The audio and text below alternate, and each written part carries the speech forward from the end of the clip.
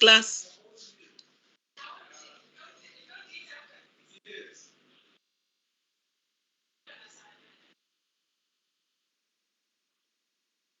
Hello?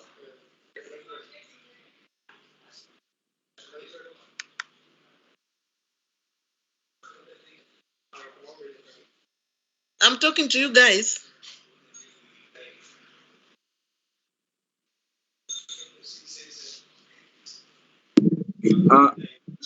So last time we covered the macro and micro environment. We'd gone all the way to intensity of rivalry, and that was looking at the model for Porter's five forces. Okay, so we finished the Porter's five forces, yeah? Yes. Okay, so we finished an environment. So today we'll start on organizational structure. Or did we do structure? No, we didn't. Okay, okay then.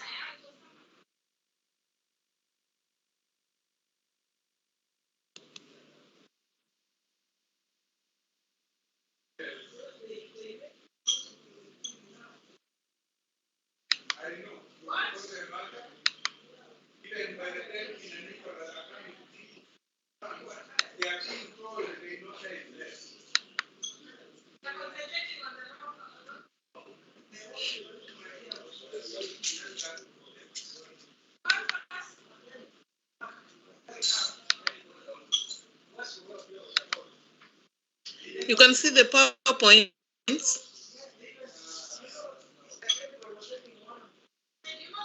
Yes. Go ahead. Okay. So I'll quickly go through the designing of adaptive organizations in an organization. Remember we did the planning and decision making, and remember that at the beginning of the class when we were talking about the intro, we discussed about the fact that the planning and decision making function is enabled by the organizational structure function. So if you have a bad organizational structure, that just means that it will affect your planning and strategy that you set at the beginning of your planning process. So what do you do when, for example, you have this is at Exide Technologies. Reengineering Exide Technologies is an organization that deals with Exide, which is like kind of producing Exide that is put in batteries, like car batteries and all that. So at the engineering and Exide Technologies, they had financial losses, which were increasing because of the company's share price was dropping. And then also the company's debt load was going up. And then, of course, and this is common, you hear in Kenya people talking about debt, of universities and all that. But this is common in organizations. What is different is that in most private sector organizations, management deals with these issues and these problems, and also they have a planning process that can foresee when they have some of these problems. So the way this re-engineering exercise technologies is currently organized is that geographically the company is managers are in each country, and they compete with other divisions. So the managers compete with other divisions, and so that's part of the problem they're having, this debt loading, because they are kind of like company managers that are competing amongst themselves. So one would then ask, because it's the company, of course, is headquartered in New Jersey, which is in the States, and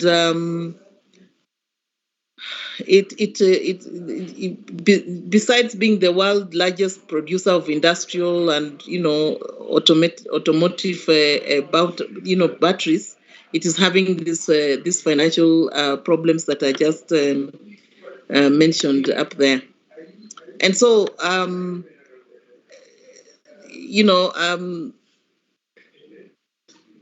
this competition amongst each division is what needs to be resolved. And we should look at to see what problems are usually experienced when managers are competing against each other. Because what would happen then is managers will literally be trying to steal business from each other, and instead of these divisions, will then use a geographical encouraged structure to be able to build, each manager to build the business on their own in each geographical position. And we shall see how some of these geographical departmentalizations help. So we shall look at departmentalization, and then we shall also look at how the vertical and horizontal configurations of departmentalizations help in resolving some of these problems and some of the losses that companies may be experiencing. So there are 5 methods in which you can organize your structure into departments. You can either do it functionally, so you use functions. You can also do it using products. So product A, product B, and then put them into departments. You can use customers, so you design your structure in such a way that it's focused on the customers that you have. Or you can use geography, which is the one that we discussed for Exide. And then you can also have a matrix way of putting your structures together. Just remember that departmentalization is a method by which you subdivide work and workers into separate organizational units, so that their responsibilities and tasks are grouped together, so that they can make work easier and working relationships easier in the organization. So let's look at a functional departmentalization. This is an advertising agency. It is the most common organization structure, and usually companies tend to use this structure when they are small or just starting out. It is because it is simple and to the point, and it doesn't have a lot of problems, and it's always easy for work to be organized into those separate units and areas of expertise. So a common set of functional departmentalization will include sales, accounting, art department, creative department, information systems, human resource, print advertising. This is for an advertising agency. So this is a way in which you can organize your structure to be functional.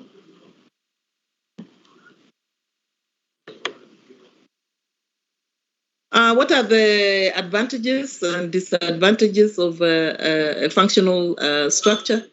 The advantages is that it creates a highly skilled specialities in the organization, and that makes it easier to work because you are all working together with the same skills. It lowers costs through reduced duplication, and then also communication and coordination problems are lessened. So because of those qualified specialists, each specialist knows what they are doing. It's quite specific, and you focus your efforts on ensuring that you deliver. The disadvantages is that cross-departmental coordination becomes difficult because you're dealing with specialists, and also it may lead to slower decision making because you have to wait for specialists to make decisions before you can move them on to another branch. And then of course it also, because you are working as specialists, it produces very narrow managers with very narrow experiences, because they're not working in a dynamic different places. Okay, and so for example, in engineering and research, development can focus their efforts on designing a product that is reliable, simple to manufacture, and of course it lowers the costs because you are not duplicating, but then it produces very narrow managers with a narrow experience. And sometimes managers with narrow experience tend to lose that focus on what the major goals of the organization are. Then you have product departmentalization. And in product departmentalization or structure design, you have various products within the organization, and those various products could be, for example, in this General Electric, you have aircraft engineers, you have appliances, you have capital services, you have lighting, you have technical products and services, you have NBC television, which is a product, and then you have plastics, you have industrial products and control systems, and then you have power systems. So this is a product by product a way of designing an adaptive organizational structure in order to produce products and services for the customers. It's quite straightforward. What are the advantages of a product? An organization structure organized by product departmentalization is that managers specialize but have broader experiences, because you're talking about a product, so you're not just talking about your specialty area of marketing. So you'll have to learn about design of the product, you have to learn how to sell the product, you have to learn how to market the product, and it allows managers and workers to specialize in one area, but at least have experiences, in the functional departments of related to the entire product, and so that experience is important for the organization. It's easier to assess work unit performance. Decision making is also much more faster. The disadvantages is that duplication of activities, because if you're talking about product, it means that you have to have the shared activities like human resource, like finance, and all that. So that will be duplication, because then you have to have those accessed by the product division. It's difficult to coordinate because each product is specific. So, like for example, you cannot really tell aircraft engines products to be talking to appliances, yeah, or you can't tell capital services to be talking to NBC television, and so on and so forth. So that's what we mean by it's difficult to coordinate, because each area is quite specific.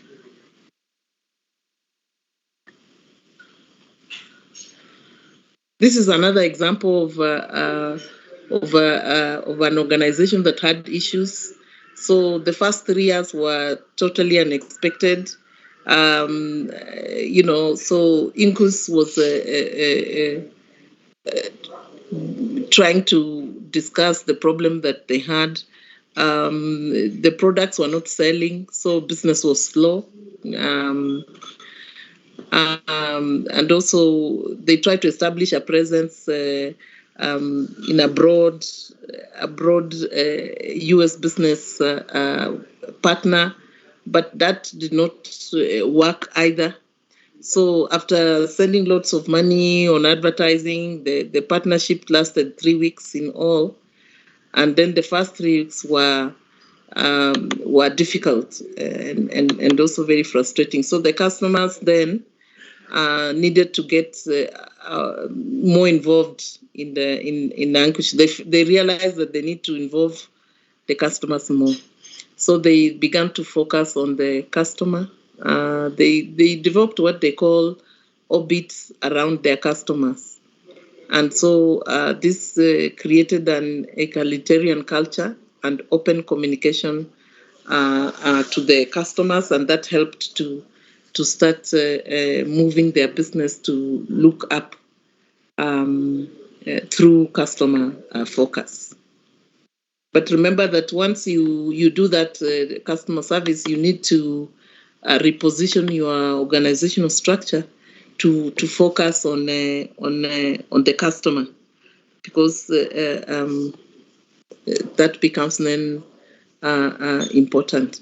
And so customer departmentalization, it organizes work and workers into separate units responsible for particular kinds of customers. So, for example, if you look at the American Express Corporation, they have cards, they have travel, they have financial services, they have business services.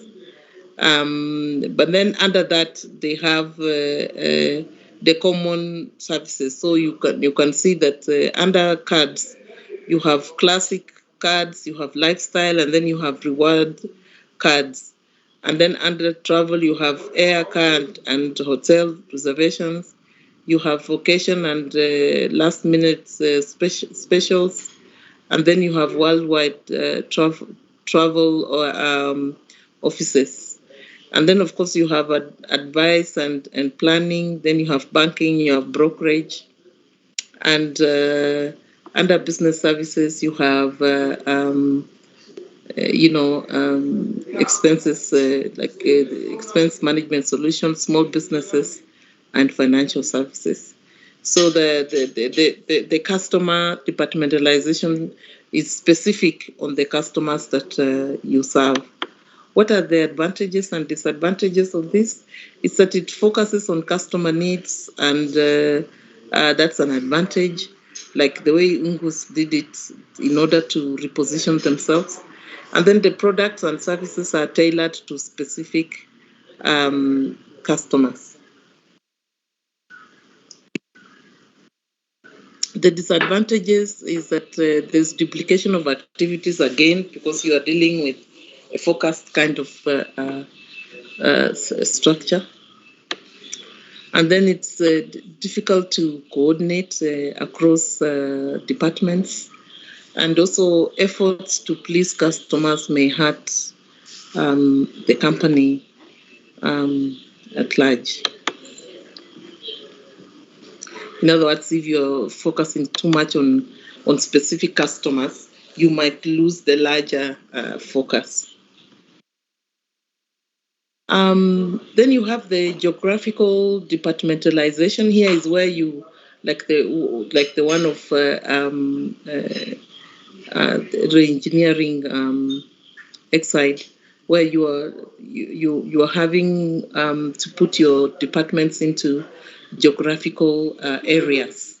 So, for example, Coca-Cola Enterprises is, it's a big organization.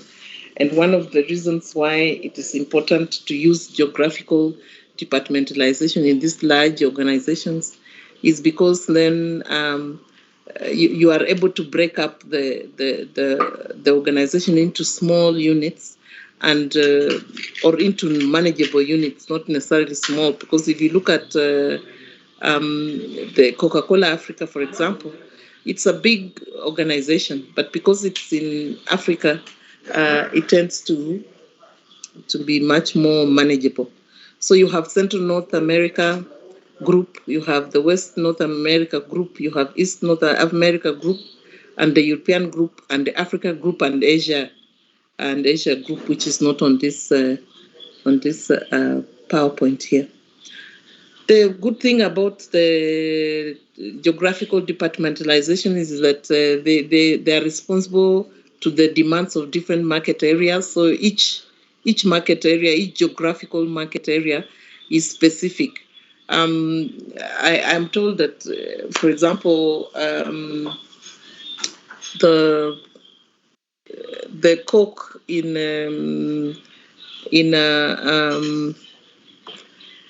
let's say in the Arab countries tends to have more sugar than the Coke that we have in let's say in Kenya. So this can be important because when you are selling in different countries, those geographical decisions sell products suited to the tastes and preferences of those countries. Then, of course, there is the unique resources. Of course, like for example, when you think about the most of the Arab countries, apart from being large consumers of the Coke brand, they are also very hot areas.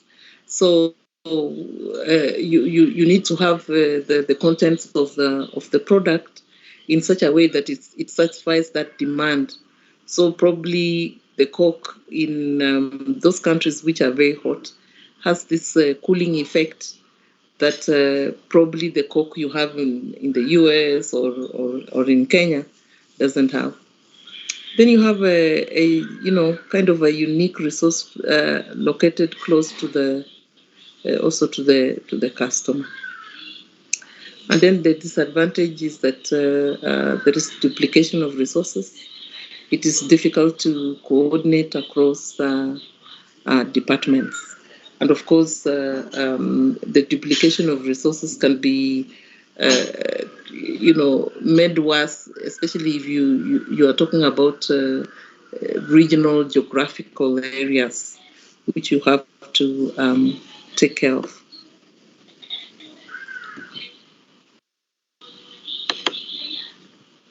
Then you have the matrix, and the matrix is an interesting organization structure format, and it's quite adaptive these days because it's used in organizations where you're trying to combine, for example, the geographic plus the division. So the matrix sometimes is called the hybrid structure, where you are taking two or more forms of departmentalization and then using them together. So the most common matrix combines this product and functional form of departmentalization. Here in this one you have several things that distinguish matrix departmentalization from other traditional forms of of putting together structures. First, most employees, most employees report to two bosses in this case, and you can see these blue areas. These blue areas indicate. You remember when we were talking about the 14 principles of Fayol, we did mention that in the 14 principles of Fayol, that one of the principles that cannot be compromised is the two boss principle. And that the two boss principle indicates that you can't have one person reporting to several having two bosses, so to speak. But this matrix or hybrid structure does take care of that problem, where you are having two bosses, or where you're having one employee reporting to those two bosses. As you can see here, it's quite sophisticated. You have the geographical area here of United States. You have Europe, you have Japan, and then you can see that these ones in light blue are countries, yeah. And sometimes they are also areas, So you have, for example, in Europe, you have one center here, which is Europe Critical Care. It deals with research, marketing, and manufacturing. And then the US urology deals also with research, marketing, and manufacturing. And you can see that you have the shared areas, which is here, like you have the central nervous system, you have infectious diseases, you have thrombosis there, metabolic diseases, women's health, and inflammatory diseases. And notice the dotted line. When you see that dotted line, it means that that is a shared service. So the dotted line means that everybody shares that. In other words, they're a staff authority. So they give advice to everyone, and they don't necessarily report to one person directly. So this is the matrix or hybrid. It's quite common because, as I said, it is used by large organizations when you want to break up the organization into manageable but units. Also, those units being able to talk to each other without necessarily having to be at crossroads. Some of the advantages of matrix departmentalization could include efficiently managed large complex tasks, like those medical services around the world, where they have these large complex tasks that for research and developing the marketing pharmaceuticals, around the world. They are effectively complete large complex tasks which are related to each other and which complement each other. The disadvantages is that it requires high levels of coordination. It brings also conflict between bosses because of that. For example, in this case here, you can have a manager in the in the United States on research, but at the same time, that person could be talking to the central nervous system person here. So they're reporting to because in both of these the three areas of geographical location, you can have any person here wanting to talk to a research there, and wanting to talk to the research person there, and wanting to talk to the research person there, because everyone in all these three areas deals with the central nervous system or infectious diseases. And also, people in this in the various departments here or countries also have to deal with these people here, and therefore that's where the conflict arises. The two both conflict, and then it requires high levels of management skills. So the people who are managers in these areas and who are also coordinating have to be highly skilled. These are the coordinating functions. I prefer to call them coordinating functions. They help the organization to coordinate across the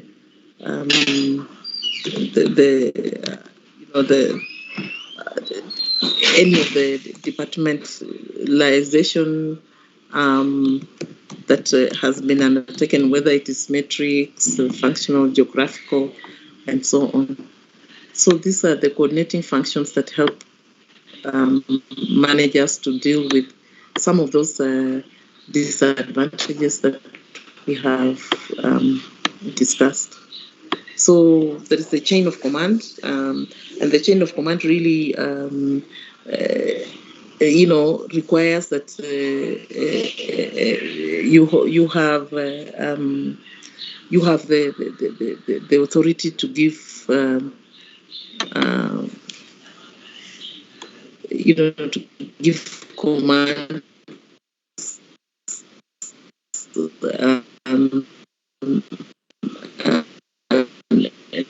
You have that authority to do that and take action and make decisions to achieve organizational dimensions. And one of them is that chain of command, which really is how you report your reporting relationships in the organization. And always remember that reporting relationships in organizations come from down up. So you can't have it going the other way. But delegation of authority comes from up going down. So then you have line versus staff authority. And I did give the example in that matrix where you have those dotted lines. That's what we mean by staff authority. That means those kinds of people there, they give advice to other managers in the organization. So this dotted line here, it means that those guys are staff authority.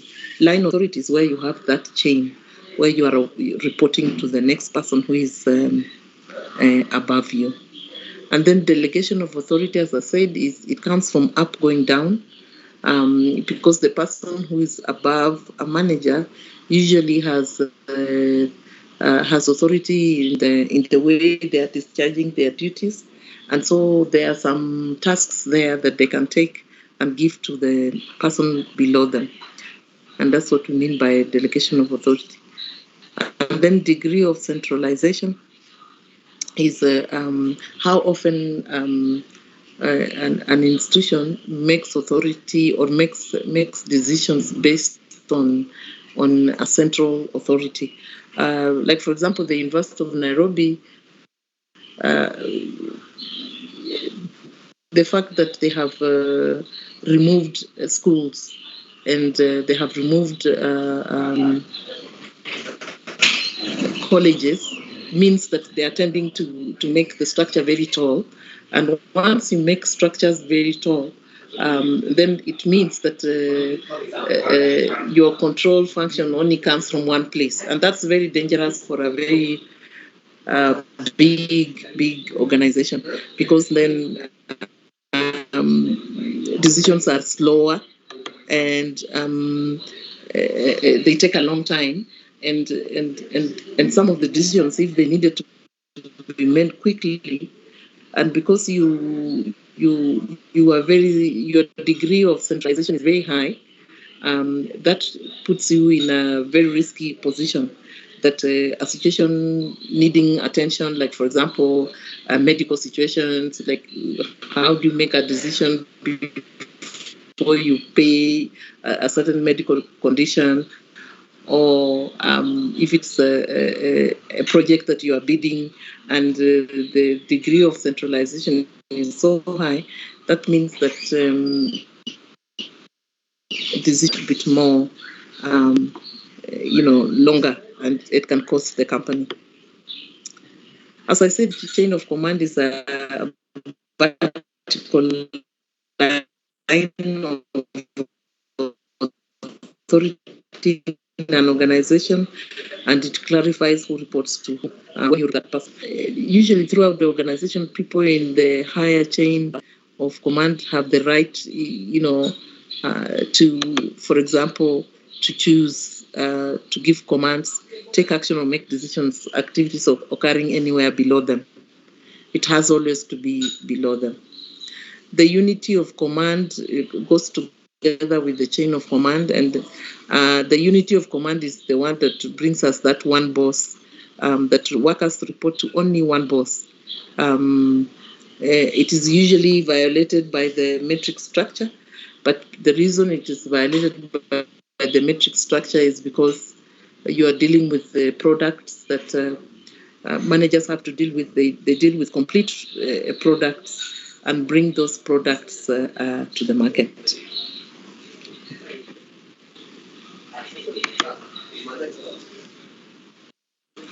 Line versus staff authority. The line authority function has the right to command immediate subordinates in the chain of command.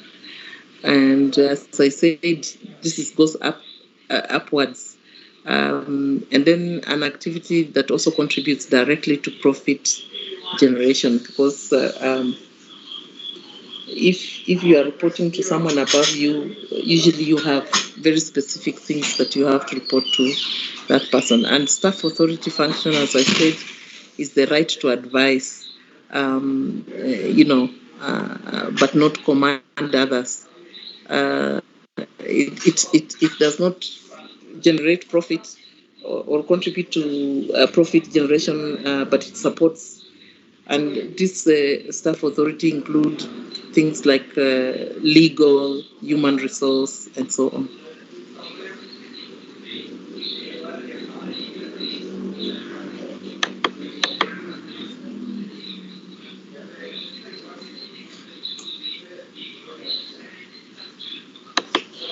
Okay. Delegation of authority is, you can. It's where managers can choose to pass some of their authority to the people that report to them in the chain. Sometimes it's not really a choice. Remember that it is the responsibility of managers to ensure that people who report to them are skilled enough to be able to take over from them. So if you as a manager are not delegating, what happens is that the people below you then don't learn the activities that are above you, and the time that you want to now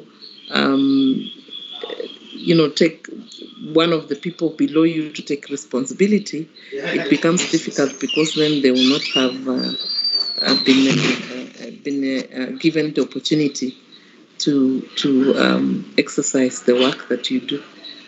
So the assignment of direct authority and responsibility to the lower people. So you give them responsibility and authority, and obviously there's accountability, because once you are given responsibility and authority, you have to be accountable of the outcome of what you have to do. Degree of centralization, as I said, This is when the location of most authority at the upper levels of the organization is in centralized organizational managers, that they are the ones who make the decision. So in the upper management, but the higher the degree of centralization, the taller the organization, and therefore it delays decisions. It makes the organization bureaucratic, and it only operates well in a situation where there is standardization and also specialities. Like, for example, in the army, high degrees of centralization are required. Job design is usually used in a variety of tasks that individual workers perform doing that job. So, for example, like if you are in a position where you are a manager, you need to use job design as a tool to for example, put tasks into job specialization, to use job rotation, enlargement, and enrichment. So, like, for example, when I was talking about delegation, and I was saying that your manager above you usually is able to delegate to you. So that's what we call job enlargement. So, in other words, the manager above you takes your job tasks and adds you more tasks from what they are doing up there, and that then makes you to learn in that position. And then, of course, job enrichment is where you are giving someone more work in their area, and that's job enrichment. And sometimes this job design is called the job characteristic model. So, job specialization, you break jobs into small tasks, and then, of course, to make sure that they are easy to learn, but then that can cause a lot of boredom. Rotation is moving workers from one specialized job to another. This is to break the monotony in the job, and enlargement is increasing the number of tasks performed by the worker. And job enrichment, as I said, is adding more tasks and authority to the employee's job. Okay.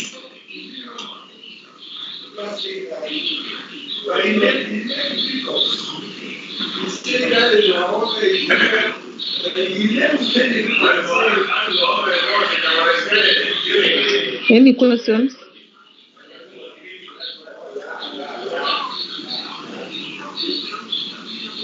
Any questions or comments?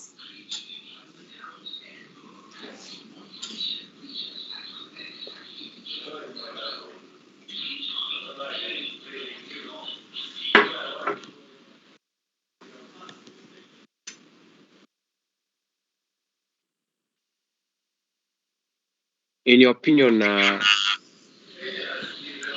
with how the workplace is evolving, yes, courtesy of COVID and work from home arrangement, do you foresee a new kind of organizational structure coming up? Yeah, that is actually our next. This is the next question here and discussion, is that there are those inter-organizational processes and also organizations that are outside the physical structures. Yeah. So we have modular organizations, then we have virtual organizations, and then we have boundaryless organizations. And I think the ones that are becoming very popular now are the virtual organizations. But remember that also the physical, the physical office structures are the traditional way in which organizations have been used to operate. And so what is going to happen is probably just to have a mix of both, but not necessarily to get rid of the other. What is going to happen is that, especially in the built environment, this afternoon I was talking to the students from the built environment, and what is going to happen is that we are going to have, for example, homes designed with offices that are much more, are much more enabled to do both. Last week I was looking for the director of the World Bank, and when I called the office, it went to one office, and this one office gave me both the phone number and an email, and they said that they have created an information center where everyone sends emails. So they are still not working. They are still working at home, but they are now trying to create an office information system that so that, for example, you don't have to call people on their personal numbers at home. So they have created an information system whereby, let's say that the number is linked to that information system. So like when I call, although it comes to the office, it is then linked to the direct line or direct number of the individual that I want. But you have to first of all go into an office. So they have created this virtual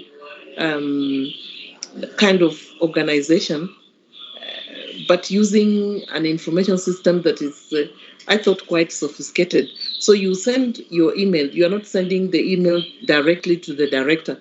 You send the email to this information center, and then that email is bounced to the director, and then now the director communicates with you directly. So I think there are some very innovative things that are going on, and then the fact that even in the home, you'll have to create a separate office, so to speak, quote unquote, because if you're going to operate from home, you are disturbing other people, like you are making other people not do what they are supposed to do because you are using that space.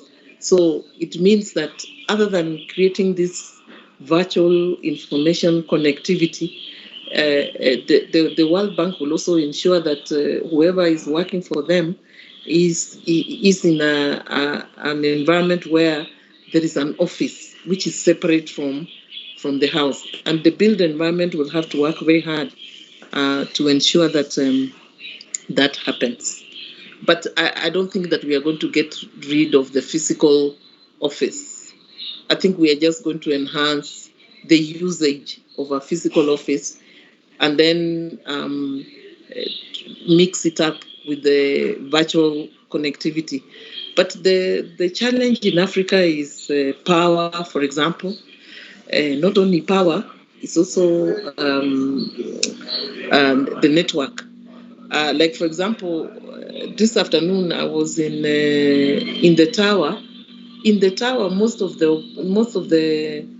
offices in most of the student classes in the tower don't have Wi-Fi. So it defeats the purpose of having a virtual office, which is not connected. So it means that either students have to go into one corner to get that connectivity, and so on and so forth. So the challenges are against the complete virtual offices, but I think the solutions are around having both. So,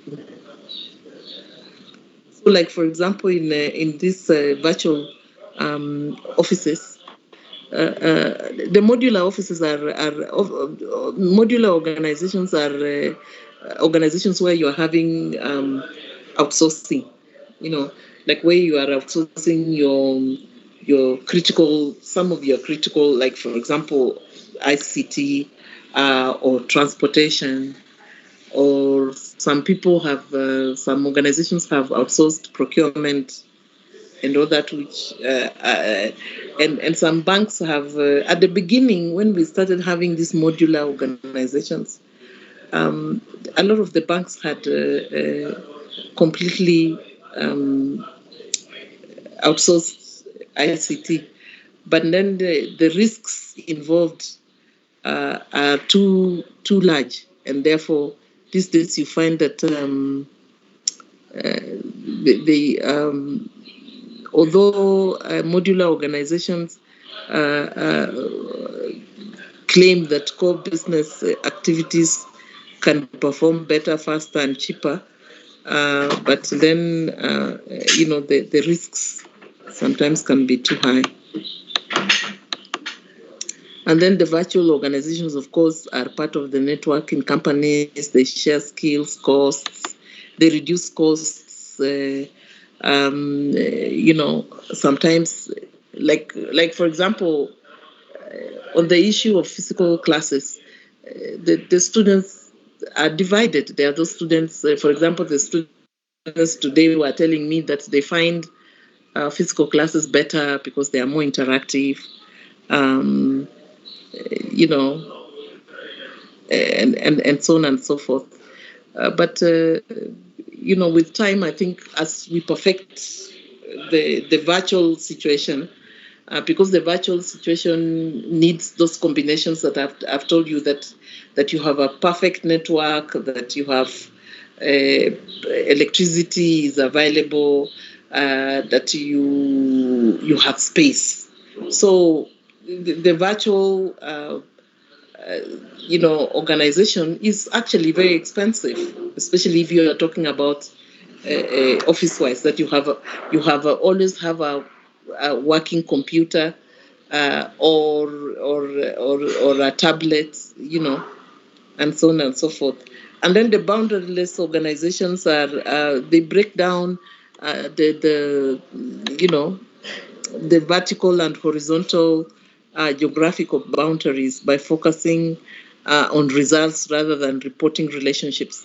So that you are having these organizations that don't really, they're not completely virtual, but they don't really depend on reporting relationships. This is with the experts, and so they work within their geographical area rather than reporting, break down those vertical and horizontal, external, and geographical boundaries in order to focus on just results. And of course, there are risks. Of course, one of the advantages is that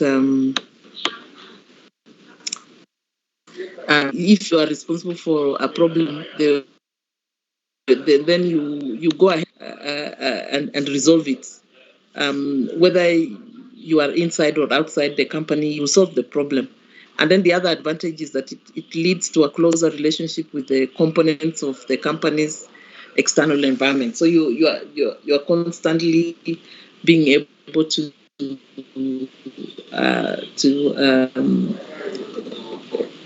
manage the external environment as last week.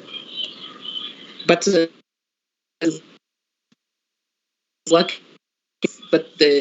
verdict is that the structure needs to be incorporated into the virtual, so that when you are really working from home, it looks as if you are in the office. You can easily be accessible, so you don't, for example, keep dropping off. And in Africa, that's a big challenge, because KPLC can just put off electricity. They don't care whether you are in class. But also, the networks are different in different areas. So we might be in the same city, but then some of you are having challenges because you're in an area where if you're using a phone or you're using bundles, the network itself is not stable. So unless we resolve those issues, I think in Africa we really WHO confirms that it anymore, we will still be having challenges with the going completely virtual. Any other questions?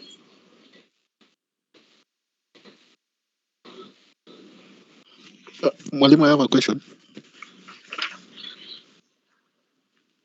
Yes. What is the differentiation between job specialization and job departmentalization?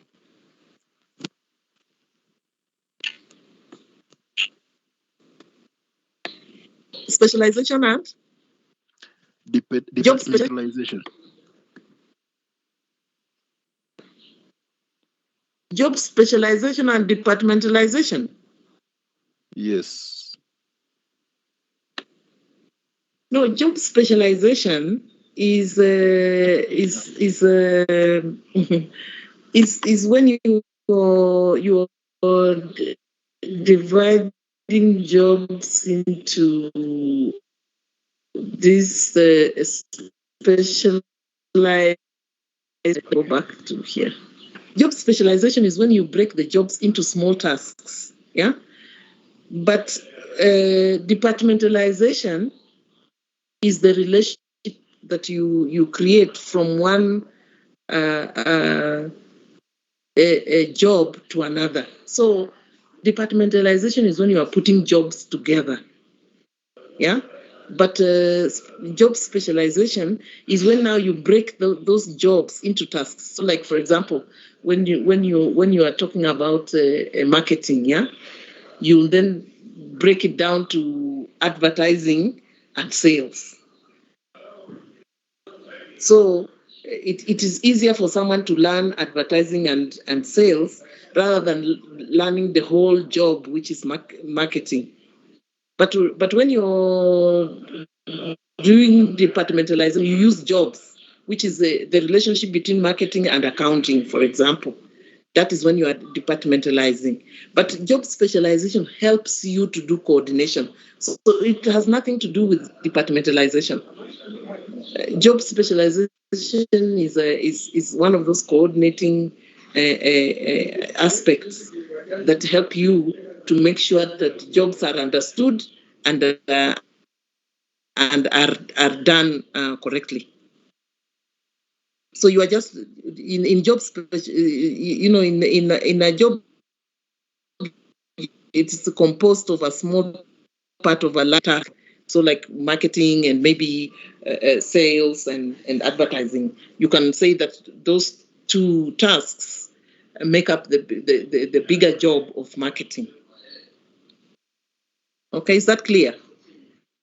Yeah, that's clear. Thank you. Okay. Anyone else?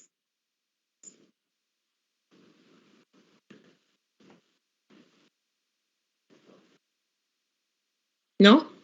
Okay. If there's no comment, I don't want to start on motivation or leadership, because I think if I start now, it's quite a long topic. Leadership and motivation are quite long topics, so we'll spare them for the next class. So if you don't have any question, have a good evening.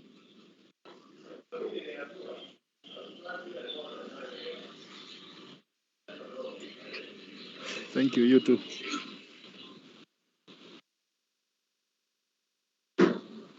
Okay then. Have a good night.